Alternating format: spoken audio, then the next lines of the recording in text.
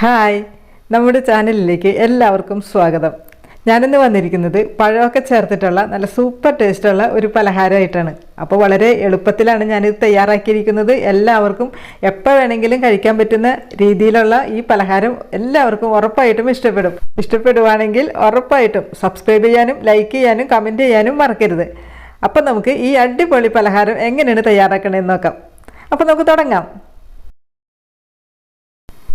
അപ്പോൾ അതിനായിട്ട് നമ്മൾക്ക് ആദ്യം വേണ്ടത് 2 നേന്ത്രപ്പഴമാണ്. അപ്പോൾ നന്നായിട്ട് പഴുത്ത പഴമാണ് ഈ മധുരം ഉണ്ടാക്കാനായിട്ട് ഏറ്റവും നല്ലത്. ഓവറായിട്ട് പഴുക്കണ്ട, നന്നായിട്ട് പഴുത്ത 2 പഴം എടുത്തിട്ട് നമുക്കിതൊന്ന് കട്ട് ചെയ്തെടുക്കാം.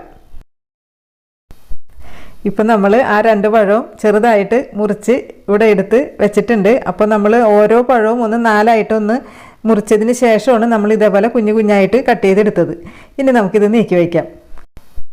ഇനി നമുക്ക് വേണ്ടത് 1 കപ്പ് അളവിലുള്ള അരിയാണ്. നമ്മൾ കഞ്ഞിയൊക്കെ വെക്കുന്ന അരിയില്ലേ, അപ്പോൾ ഏത് അരിയാണെങ്കിലും കുഴപ്പമില്ല. അത് 1 കപ്പ് 240 ml ഈ 1 കപ്പിലുള്ള അരി ഇത് നമുക്കൊന്ന് വറുത്തെടുക്കാം. അപ്പോൾ വറുക്കാൻ വേണ്ടിയിട്ട് നമ്മൾ ഇതേപോലെ ഒരു ചീനച്ചട്ടി വെച്ചിട്ടുണ്ട്. അപ്പോൾ നല്ല ഹൈ ഫ്ലെയിമിലിട്ട് നന്നായിട്ട് ചൂടായതിന് ശേഷം വേണം നമ്മൾ ഈ അരി ഇതിനകത്തേക്ക് ഇട്ട് കൊടുത്തിട്ട് നമ്മളിത് വറുത്തെടുക്കേണ്ടത്. എന്നാലും മാത്രമേ അതെല്ലാനും പൊരിഞ്ഞ് കിട്ടുള്ളൂ.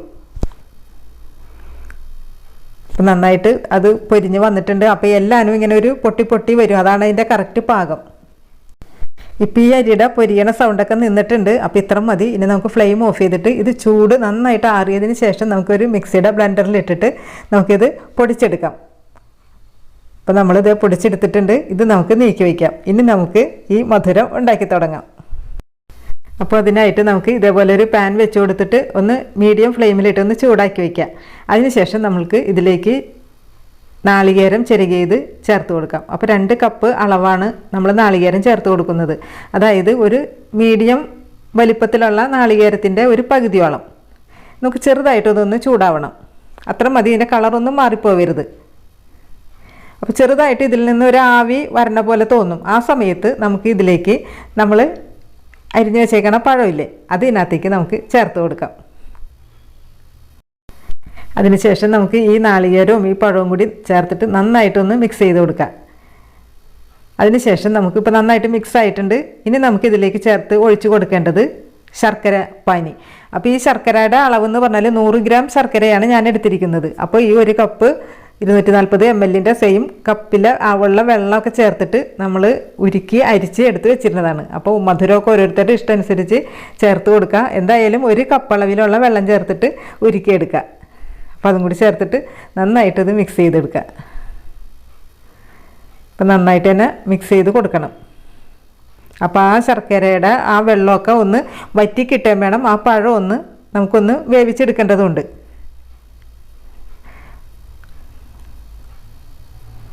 അപ്പോൾ വെള്ളത്തിൻ്റെ അളവ് ഇപ്പോൾ കൂടിപ്പോയാലും നമുക്ക് കുഴപ്പമില്ല, നമുക്കൊന്ന് വറ്റിച്ചെടുത്താൽ മതി. അപ്പോൾ നമുക്ക് മൂടി വെച്ചിട്ട് ഒരു 2 മിനിറ്റ് നേരം നമുക്കൊന്ന് വേവിച്ചെടുക്കാം. അപ്പോൾ ഇത്ര മതി. അപ്പോൾ ആ ശർക്കരയുടെ ആ വെള്ളമൊക്കെ നന്നായിട്ട് വറ്റി വന്നിട്ടുണ്ട്. പഴമൊക്കെ അത്യാവശ്യം വെന്ത് വന്നിട്ടുണ്ട്. അപ്പോൾ ഈ പഴം ഒന്ന് അത്യാവശ്യം ഒന്ന് വെന്ത് വന്നാൽ മാത്രമേ നമുക്കിതൊന്ന് പതുക്കെ ഉടഞ്ഞ് കിട്ടുള്ളൂ.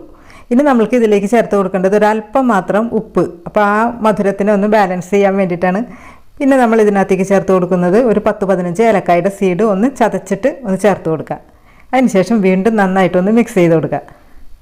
അപ്പോൾ ആ പഴമൊക്കെ ഒന്ന് പതുക്കെ ഒന്ന് പ്രസ് ചെയ്ത് കൊടുത്താൽ നന്നായിട്ടത് ഉടഞ്ഞ് കിട്ടിക്കോളും ഈ ഒരു രീതിയിൽ. അപ്പോൾ ഇത്ര മതി. ഇനി നമ്മൾ ആദ്യം പൊടിച്ച് വെച്ചിരുന്ന അരിപ്പൊടിയില്ലേ, വറുത്ത് പൊടിച്ചത്, അപ്പോൾ അത് നമുക്ക് ഇതിനകത്തേക്ക് ചേർത്ത് കൊടുക്കാം. അപ്പോൾ ഇതിൽ നിന്ന് ഞാനൊരു പകുതിയോളം പൊടി മാറ്റി വെച്ചിട്ടാണ്, പകുതി മാത്രം നമുക്ക് ഇതിനകത്തേക്ക് ചേർത്ത് കൊടുത്താൽ മതി. അത് കുറേശ്ശായിട്ട് നമുക്കൊന്ന് ചേർത്ത് കൊടുക്കാം. അപ്പോൾ പകുതി പൊടി എടുത്ത് നമുക്ക് മാറ്റി വെക്കണം, അത് മറക്കരുത്. അതിനുശേഷം വീണ്ടും നന്നായിട്ട് നമുക്ക് മിക്സ് ചെയ്ത് കൊടുക്കാം. അപ്പോൾ ആ പൊടിയിൽ അപ്പോൾ ആദ്യം തന്നെ നമുക്ക് കുറച്ച് ഡ്രൈ ആയിട്ട് തോന്നുമെങ്കിലും ഇരിക്കും തോറും അത് ഇങ്ങനെ വെറ്റായിട്ട് വന്നോളും. ഇനി നമ്മളിതിനകത്തേക്ക് ചേർത്ത് കൊടുക്കുന്നത് കുറച്ച് മാത്രം മുന്തിരി, ഉണക്കമുന്തിരി. അത് അതിൻ്റെ നമ്മളൊന്ന് നെയ്യിൽ വറുത്തെടുത്തിട്ടുണ്ട്. ആ നെയ്യോടുകൂടി നമുക്ക് ഇതിനകത്തേക്ക് ഒഴിച്ചു കൊടുക്കാം. അതിനുശേഷം നമുക്കിത് നന്നായിട്ട് തന്നെ മിക്സ് ചെയ്ത് കൊടുക്കണം. അപ്പോൾ നമ്മൾ ആ വറുത്ത് ഇട്ട പൊടി ഉണ്ടല്ലോ, അത് ഈ ശർക്കരയിലും പഴത്തിലും നന്നായിട്ട് അതൊന്ന് മിക്സ് ആവണം. അപ്പോൾ നന്നായിട്ട് തന്നെ മിക്സ് ആയിട്ടുണ്ട്. ഇനി നമുക്ക് ഫ്ലെയിം ഓഫ് ചെയ്തിട്ട് ഇത് വേറൊരു പ്ലേറ്റിലേക്ക് നമുക്ക് മാറ്റാം.